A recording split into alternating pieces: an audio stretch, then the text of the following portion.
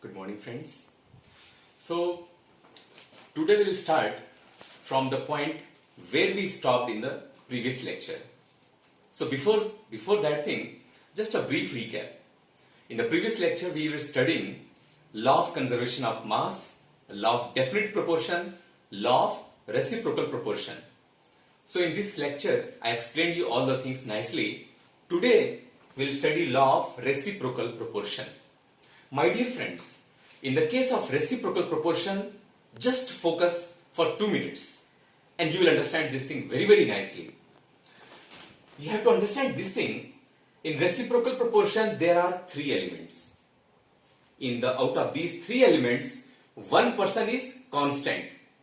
Just observe who is constant and who are different.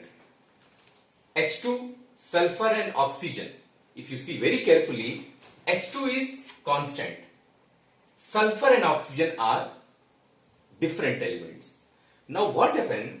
One by one, sulfur combined with hydrogen H2 and form H2S. Oxygen also do the same thing. Oxygen also combine with H2 and form H2O. So now you understand that there are 2 compounds formed when the 3 things are combining. So out of these 3 things, he is same. These 2 are different. So the first step of law of reciprocal proportion is, who is same, cut it. I don't bother. Who is different, just observe. Sulfur and oxygen are different. So I have taken the atomic masses of sulfur and oxygen and I have found how much? 2:1 is the ratio. Now what happened? These 2 elements which have combined with the fixed mass of the third element, now their mass ratio I have found. Now another part is, these 2 people combine together also. These 2 people react together also and they form one compound known as SO2. Now please do one thing, find the mass ratio of these two elements also separately. S and O2. What is the mass of sulfur? 32. What is the mass of O2? What is the mass of O2? 32. 32:32 means what? 1:1. See friends, the 2 fragment, I have explained this law of reciprocal proportion in 2 fragments and then after I will club them together. The first part was having the 2 elements were combining with the fixed mass of the third element and the compound formed were H2O and H2S. Who was different? Sulfur and oxygen. So you found out the mass ratio of them and you found out it was coming 2:1. Now these 2 elements, now they combine together and they form one compound SO2. In this compound, the mass ratio of these 2 are 1:1. Now the third part is, you have to find the ratio of these 2 ratio. You have to find the ratio of these 2. Means 2:1 divided by 1:1. Answer will come 2:1. Law of reciprocal proportion says, when the 2 elements are combining together with the fixed mass of third element, their masses ratio, sulfur and oxygen, this mass ratio, and when they combine together, this compound also, the mass ratio, the ratio of these 2 ratio, it comes a whole number ratio. This is the law of reciprocal proportion. Once again I repeat, because it is a tough part. Let us understand this law of reciprocal proportion in 3 fragments. I have divided into 3 fragments. The first part is, when the sulfur and oxygen are combining together with the fixed mass of third element H2, so the 2 compounds are formed, H2S and H2O. Now these 2, who is same? H2 is same, H2 is same. Who is different? Sulfur and oxygen. So please find out the masses of sulfur and oxygen and find out the ratio in which they are combining. This is first part. The second part is, these 2 people combined together also and their masses ratio, Here mass is 32. Here also the mass is 32. What is the ratio? 1:1. What is the ratio? 1:1. Now, the previous ratio and this ratio, when you find out the ratio of these two ratio, the number which comes out is the whole number. That is the law of reciprocal proportion. Got it? This is the first part of, this is the important part of the reciprocal proportion, which I tried to explain in 3 fragments, then I clubbed together. I think my friends have understood this part. Now, after this law of reciprocal proportion, I want to explain you that very important part, that is mole concept. But before explaining mole concept, I want to explain you some other important things. जैसे देखिए वो एक दीवार है हमारे सामने, एक दीवार है हमारे सामने, तो दीवार का जो सबसे स्मॉलेस्ट रिपीटिंग पार्ट क्या होता है, जिसको बार बार रिपीट करने से पूरी की पूरी दीवार बन जाती है? That is your brick. जो ईंट होता है, ईंट पे ईंट रखने से पूरी दीवार बन गई. वैसे ही जो एक एलिमेंट होते हैं हमारे पीरियोडिक टेबल में, 118 एलिमेंट अभी तक डिस्कवर हो चुके हैं. तो हर एलिमेंट का जो सबसे स्मॉल पार्ट होता है, सबसे स्मॉलेस्ट पार्ट होता है, क्या कहते हैं उसको? एटम. और जब यही 2 एलिमेंट कंबाइन करते हैं in a proper ratio, compound बनता है. वो हमने प्रीवियस लेक्चर में पढ़ा था, लॉ ऑफ डेफिनेट प्रोपोर्शन. कोई भी कंपाउंड जब बनता है, जब 2 एलिमेंट कंबाइन होते हैं in a fix ratio, in a definite ratio, compound बनता है. आप सोच सकते हैं कि एलिमेंट का सबसे स्मॉलेस्ट पार्ट क्या था? एटम था. तो कंपाउंड का सबसे छोटा पार्ट क्या होगा? सबसे स्मॉलेस्ट पार्ट क्या होगा? That is called molecule. तो मॉलिक्यूल आपने देखा, जब 2 एलिमेंट्स या 2 एटम्स जब कंबाइन होते हैं तो हमारे मॉलिक्यूल का निर्माण होता है. So in short you can say element का सबसे छोटा पार्ट एटम, कंपाउंड का सबसे छोटा पार्ट मॉलिक्यूल. और मॉलिक्यूल जैसे कि मान लीजिए कि ये एक हाइड्रोजन एटम हो गया, ये एक ऑक्सीजन एटम हो गया, लेकिन जब ये दोनों कंबाइन होंगे तो ये क्या हो गया? ये मॉलिक्यूल हो गया. इट इज जस्ट लाइक कि एक आपने हमने एक फ्रूट लिया. Suppose I have taken mango, 1 mango. अगर हमने ज्यादा लिया तो it is plural, mangoes, mango become mangoes. वैसे सिंगुलर और प्लूरल का कॉन्सेप्ट होता है केमिस्ट्री में. The singular thing is known as atom, and more than 2 atoms when they combine they form molecule. Got it? Molecule भी 2 तरह का होता है. वो होता है होमोएटॉमिक और हेट्रोएटॉमिक. होमो मतलब सेम, द मॉलिक्यूल, होमोएटॉमिक मॉलिक्यूल या हेट्रोएटॉमिक मॉलिक्यूल. होमोएटॉमिक मॉलिक्यूल का मतलब the molecule which is made up of same kind of atoms. जैसे एग्जाम्पल देख लीजिए. अगर हम एग्जाम्पल देखें,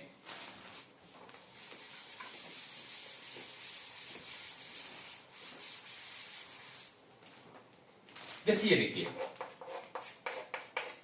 हम H2 की बात कह रहे हैं, hydrogen molecule. Hydrogen molecule is made up of 2 hydrogen atom. अगर हम HCl मॉलिक्यूल की बात करें तो क्या हो गया? हाइड्रोजन और क्लोराइड हो गया. अगर हम H2 मॉलिक्यूल की बात करें तो क्या हो गया? आप ये देख रहे हैं, ये भी मॉलिक्यूल है, ये भी मॉलिक्यूल है, ये भी मॉलिक्यूल है. लेकिन ये जो मॉलिक्यूल है इसमें 2 एटम्स हैं, लेकिन दोनों सेम एटम्स हैं, इसीलिए इसको कहा जाता है होमो एटॉमिक मॉलिक्यूल. लेकिन यहां पे 2 अलग अलग एटम्स हैं.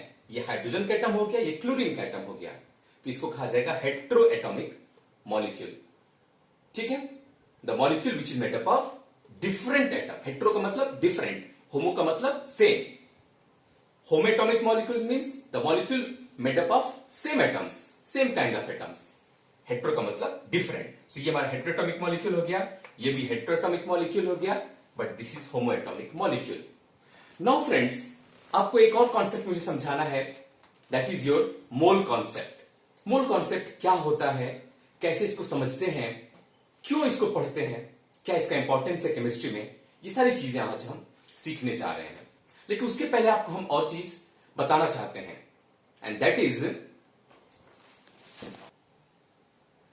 तो आइए समझने की कोशिश करते हैं केमिस्ट्री के सबसे इंपॉर्टेंट पॉइंट, सबसे important topic that is known as mole concept. Mole concept को समझने की कोशिश करते हैं। मोल कॉन्सेप्ट समझाने से पहले आपको हम एक चीज बताना चाहेंगे। जैसे कि एक बात मुझे ये बताइए, आप अगर फल की दुकान पे जाएं और फल की दुकान पे जाकर के कहें, भाई साहब मुझे 1 दर्जन सेब चाहिए, 1 दर्जन केला चाहिए, 1 दर्जन संतरा चाहिए,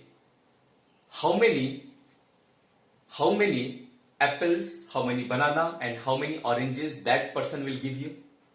12, 12 and 12, because dozen means 12. Dozen is a fixed number. 1 dozen is a fixed number and that is equal to 12.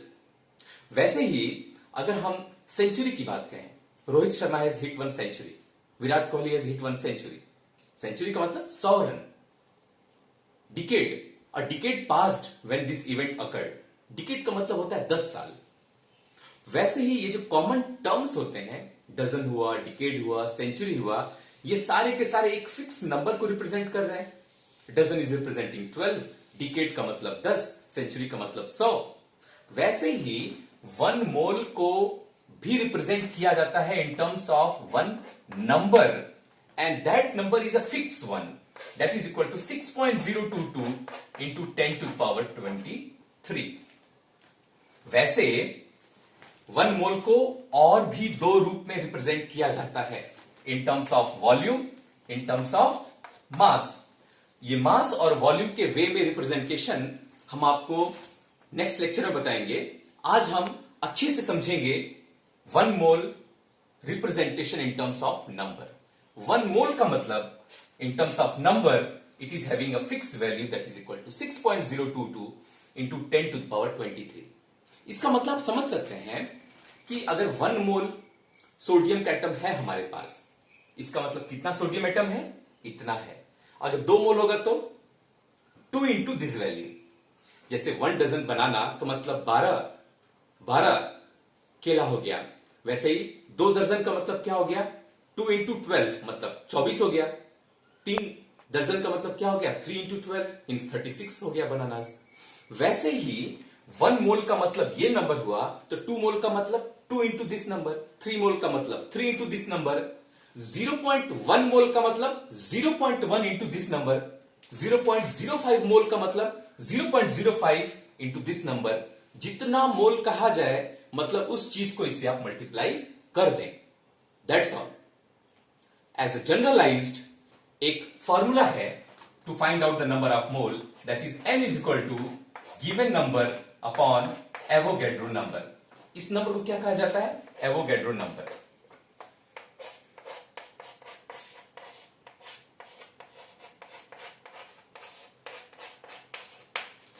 This number is called Avogadro number. This is Avogadro number. तो मैंने आपको बताया था ना एक एग्जांपल, जैसे मान लीजिए कि 2 मोल्स हो गया, n की जगह पे क्या हो गया, 2 मोल हो गया।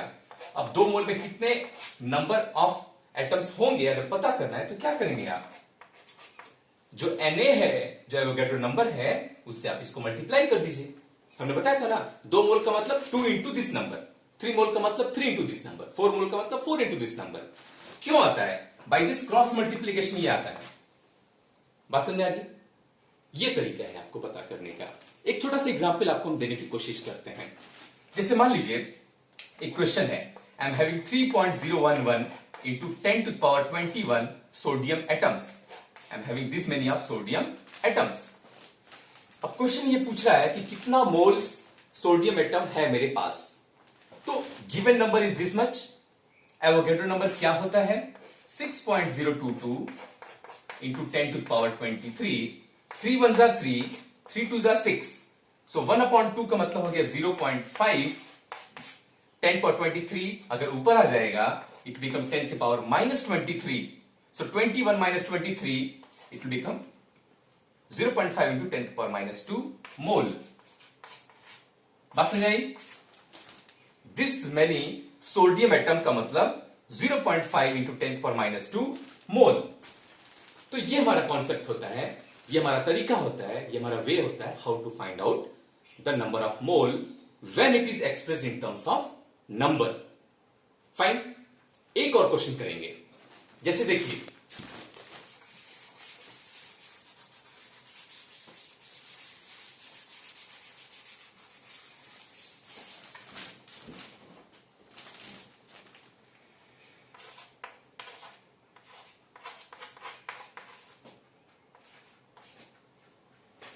मेरे पास 6.022 into 10 per 22 ammonia molecules हैं। How many ammonia molecules I am having? This many, 6.022 into 10 to the power 22।